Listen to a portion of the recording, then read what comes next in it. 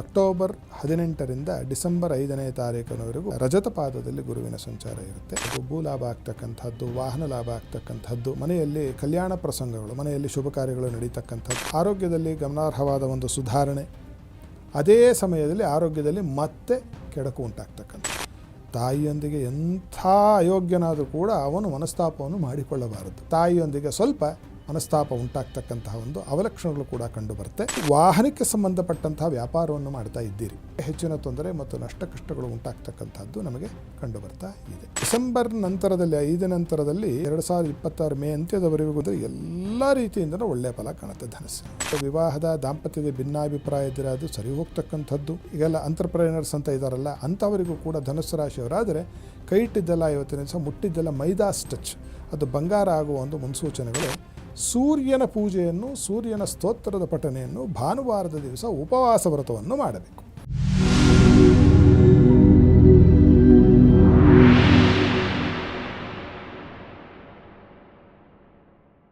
ನಮಸ್ಕಾರ ವೀಕ್ಷಕರೇ, ಟಿವಿ ವಿಕ್ರಮ ಹಂಸಧ್ವನಿ ಕಾರ್ಯಕ್ರಮಕ್ಕೆ ಸ್ವಾಗತ. ನಾನು ಶ್ವೇತಾ. ಯೋಗ ಸೂತ್ರ ಮತ್ತು ಆಧ್ಯಾತ್ಮಿಕತೆಯ ಅರ್ಥಪೂರ್ಣ ವಿಚಾರಗಳನ್ನು ತಿಳಿಸುವಂತಹ ವೇದಿಕೆಯೇ ಹಂಸಧ್ವನಿ ಕಾರ್ಯಕ್ರಮ. ಎಂದಿನಂತೆ ತಮ್ಮ ಅಮೂಲ್ಯ ಹಿತವಚನಗಳಿಂದ ದಾರಿದೀಪವಾಗಿರುವಂತಹ ತತ್ವಜ್ಞಾನಿಗಳು, ಮಾರ್ಗದರ್ಶಕರು ಆಗಿರುವಂತಹ ಹಂಸಶ್ರೀ ಸವಿತೃ ಶರ್ಮಾ ಗುರುಜಿ ಇದ್ದಾರೆ. ಗುರುಜಿ, ನಿಮಗೆ ಕಾರ್ಯಕ್ರಮಕ್ಕೆ ಆತ್ಮೀಯವಾದ ಸ್ವಾಗತ.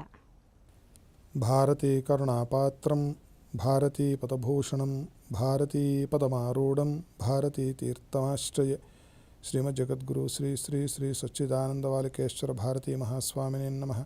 ಜೈ ಗುರುದೇವ ದತ್ತ. ವೀಕ್ಷಕರೆಲ್ಲರಿಗೂ ಶುಭೋದಯ, ಎಲ್ಲರಿಗೂ ಒಳ್ಳೆಯದಾಗಲಿ. ವೀಕ್ಷಕರೇ, ಗುರು ಗೋಚಾರ ಫಲದಲ್ಲಿ ಇವತ್ತಿನ ಸಂಚಿಕೆಯಲ್ಲಿ ನಾವು ಧನುರಾಶಿಯ ಬಗ್ಗೆ ತಿಳ್ಕೊಳ್ಳೋಣ. ಧನುರಾಶಿಯಲ್ಲಿ ಹುಟ್ಟಿದವರು ಯಾವ ರೀತಿ ಸಿದ್ಧರಿರಬೇಕು ಅಂತ ತಿಳಿಸ್ಕೊಡಿ ಗುರುಜಿ. ಧನುರಾಶಿಯಲ್ಲಿ ಹುಟ್ಟಿದವರಿಗೆ ಫಲ ಅಕ್ಟೋಬರ್ 18ರಿಂದ ಡಿಸೆಂಬರ್ 5ನೇ ತಾರೀಕಿನವರೆಗೂ ಮೊದಲ ಕಂತಿನ ಫಲದಲ್ಲಿ ನೋಡಿದಾಗ ರಜತ ಪಾದದಲ್ಲಿ ಗುರುವಿನ ಸಂಚಾರ ಇರುತ್ತೆ. ಈ ಕಾಲದಲ್ಲಿ ಇವರಿಗೆ ವಿದ್ಯಾಲಾಭ ಆಗ್ತಕ್ಕಂಥದ್ದು, ಭೂಲಾಭ ಆಗ್ತಕ್ಕಂಥದ್ದು, ವಾಹನ ಲಾಭ ಆಗ್ತಕ್ಕಂಥದ್ದು ಮತ್ತು ಮನೆಯಲ್ಲಿ ಸೌಖ್ಯಗಳು, ಮನೆಯಲ್ಲಿ ಕಲ್ಯಾಣ ಪ್ರಸಂಗಗಳು, ಮನೆಯಲ್ಲಿ ಶುಭ ಕಾರ್ಯಗಳು ನಡೀತಕ್ಕಂಥದ್ದು, ಬಂಧು ಬಾಂಧವರೊಂದಿಗೆ ಒಂದು ಮಿಲನ, ಒಡನಾಟ ಇತ್ಯಾದಿಗಳು ಶುಭ ಫಲ. ಹಾಗೆ ಆರೋಗ್ಯದಲ್ಲಿ ಗಮನಾರ್ಹವಾದ ಒಂದು ಸುಧಾರಣೆ, ಅದೇ ಸಮಯದಲ್ಲಿ ಆರೋಗ್ಯದಲ್ಲಿ ಮತ್ತೆ ಕೆಡಕು ಉಂಟಾಗ್ತಕ್ಕಂಥದ್ದು. ಆರೋಗ್ಯ ಕೆಡುತ್ತೆ, ಸರಿ ಹೋಗುತ್ತೆ. ಏನಪ್ಪ ಸಾಂತ್ವನದ ಒಂದು ವಿಚಾರ ಅಂತಂದರೆ, ಎಂಥ ಆರೋಗ್ಯ ಕೊಟ್ಟರು ಕೂಡ ಧನುಸ್ಸು ರಾಶಿಯವರಿಗೆ ಪೂರ್ತಿ ರಿಪೇರಿ ಆಗೋಗುತ್ತೆ ಆರೋಗ್ಯ ಅಂತ. ಎಷ್ಟು ಕೆಟ್ಟಿದ್ದಾಗಲೂ ಆದರೆ ಮತ್ತೆ ಮತ್ತೆ ಕೆಡ್ತಿರುತ್ತೆ, ಮತ್ತೆ ಚೇತರಿಸ್ಕೋತಾ ಇರ್ತಾರೆ ಈ ಒಂದು 2 ತಿಂಗಳ ಕಾಲದಲ್ಲಿ. ಹಾಗೆಯೇ ತಾಯಿಯೊಂದಿಗೆ ಸ್ವಲ್ಪ ಒಡನಾಟ ಕೆಟ್ಟು ಹೋಗುವ ಒಂದು ಸೂಚನೆ ಇದೆ. ತಾಯಿಯೊಂದಿಗೆ ಸ್ವಲ್ಪ ಮನಸ್ತಾಪ ಮಾಡ್ಕೋಬಾರ್ದು. ಎಂಥವರು ಕೂಡ ತಾಯಿಯೊಂದಿಗೆ ಎಂಥ ಅಯೋಗ್ಯನಾದರೂ ಕೂಡ ಅವನು ಮನಸ್ತಾಪವನ್ನು ಮಾಡಿಕೊಳ್ಳಬಾರದು. ಯಾಕೆಂದರೆ ಆಕೆಯಿಂದಲೇ ನಾವು ಇವತ್ತಿನಿಂದ ಇಲ್ಲಿ ಕೂತಿದ್ದೀವಿ, ನೀವು ಇದನ್ನು ಕೇಳ್ತಾ ಇದ್ದೀರಿ. ಆದ್ದರಿಂದ ಅದನ್ನು ಆದಷ್ಟು ಏನು ಹೇಳಿದ್ರು ಅಮ್ಮ ಒಂದು ಏಟು ಹಾಕಿದ್ರು ಹಾಕಿಸ್ಕೊಳ್ತಕ್ಕಂಥದ್ದು ಉತ್ತಮ ಸಂತತಿಯ ಲಕ್ಷಣ. ಅದನ್ನು ಹೇಳಲಿಕ್ಕೆ ಬೇಸರ ಆಗುತ್ತೆ, ಆದರೆ ತಾಯಿಯೊಂದಿಗೆ ಸ್ವಲ್ಪ ಮನಸ್ತಾಪ ಉಂಟಾಗ್ತಕ್ಕಂತಹ ಒಂದು ಅವಲಕ್ಷಣಗಳು ಕೂಡ ಕಂಡುಬರುತ್ತೆ. ಯಾರು ವಾಹನಕ್ಕೆ ಸಂಬಂಧಪಟ್ಟಂತಹ ವ್ಯಾಪಾರವನ್ನು ಮಾಡ್ತಾ ಇದ್ದೀರಿ, ಅದು ಹೊಸ ಕಾರೋ, ಹೊಸ ಬೈಕೋ ಅಥವಾ ಹಳೆಯದು ಸೆಕೆಂಡ್ ಹ್ಯಾಂಡ್ ಏನು ಬೇಕಾದರೂ ಆಗಿರಬಹುದು, ಅವರಿಗೆ ಹೆಚ್ಚಿನ ತೊಂದರೆ ಮತ್ತು ನಷ್ಟ ಕಷ್ಟಗಳು ಉಂಟಾಗ್ತಕ್ಕಂಥದ್ದು ನಮಗೆ ಕಂಡುಬರ್ತಾ ಇದೆ. ಇನ್ನು ಡಿಸೆಂಬರ್ ನಂತರದಲ್ಲಿ 5 ನಂತರದಲ್ಲಿ ಮೇ ಅಂತ್ಯ 2026 ಮೇ ಅಂತ್ಯದವರೆಗೂ ಏನಪ್ಪ ಫಲ ಅಂದರೆ ಎಲ್ಲ ರೀತಿಯಿಂದಲೂ ಒಳ್ಳೆಯ ಫಲ ಕಾಣುತ್ತೆ ಧನಸ್ಸಿನವರಿಗೆ. ಈ ಕಾಲದಲ್ಲಿ ಅವರಿಗೆ ಮದುವೆ ಉಂಟಾಗ್ತಕ್ಕಂಥದ್ದು, ಮದುವೆಯ ಭಿನ್ನಾಭಿಪ್ರಾಯಗಳು, ವಿವಾಹದ ದಾಂಪತ್ಯದ ಭಿನ್ನಾಭಿಪ್ರಾಯ ಇದ್ದರೆ ಅದು ಸರಿ ಹೋಗ್ತಕ್ಕಂಥದ್ದು, ಉದ್ಯೋಗದಲ್ಲಿ, ವ್ಯವಹಾರದಲ್ಲಿ, ವ್ಯಾಪಾರದಲ್ಲಿ ಎಲ್ಲದರಲ್ಲೂ ಭೂರಿ ಲಾಭ ಉಂಟಾಗ್ತಕ್ಕಂಥದ್ದು, ಎಲ್ಲದರಲ್ಲೂ ತೇರ್ಗಡೆಯಾಗಿಕೊಂಡು ಬಡ್ತಿಯನ್ನು ಪಡೆದುಕೊಂಡು ಇಂಪ್ರೂವ್ಮೆಂಟ್, ಜೀವನದಲ್ಲಿ ಒಂದೇ ಏಳಿಗೆ ಉಂಟಾಗ್ತಕ್ಕಂಥದ್ದು ನಮಗೆ ಕಂಡುಬರುತ್ತೆ. ಹಾಗೆಯೇ ಮುಂದುವರೆದು ನೋಡಿದಾಗ ಕೆಲಸ ಕಾರ್ಯಗಳು ಅಲ್ಲದೆ ಓದಿನ ಕಡೆಯಲ್ಲಿ ಯಾರು ಛಾತ್ರರಿದ್ದೀರಿ, ಧನಸ್ಸಿನವರು ಸ್ಟೂಡೆಂಟ್ಸ್ ಇದ್ದೀರಿ, ಅವರಿಗೂ ಕೂಡ ಹೆಚ್ಚಿನ ಒಂದು ಲಾಭ, ಹೆಚ್ಚಿನ ಒಂದು ಶುಭತ್ವ ಉಂಟಾಗ್ತಕ್ಕಂಥದ್ದು ನಮಗೆ ಇಲ್ಲಿ ಕಂಡುಬರ್ತಾ ಇದೆ. ವ್ಯಾಪಾರ ವ್ಯವಹಾರವನ್ನು ಹೊಸದಾಗಿ ಈಗೆಲ್ಲ ಅಂಟರ್ಪ್ರೆನರ್ಸ್ ಅಂತ ಇದ್ದಾರಲ್ಲ, ಅಂಥವರಿಗೂ ಕೂಡ ಧನುಸ್ಸು ರಾಶಿಯವರಾದರೆ ಕೈ ಇಟ್ಟಿದ್ದೆಲ್ಲ ಇವತ್ತಿನ ದಿವಸ ಮುಟ್ಟಿದ್ದೆಲ್ಲ ಮೈದಾಸ್ ಟಚ್, ಅದು ಬಂಗಾರ ಆಗುವ ಒಂದು ಮುನ್ಸೂಚನೆಗಳು ನಮಗೆ ಕಂಡುಬರ್ತಾ ಇದೆ.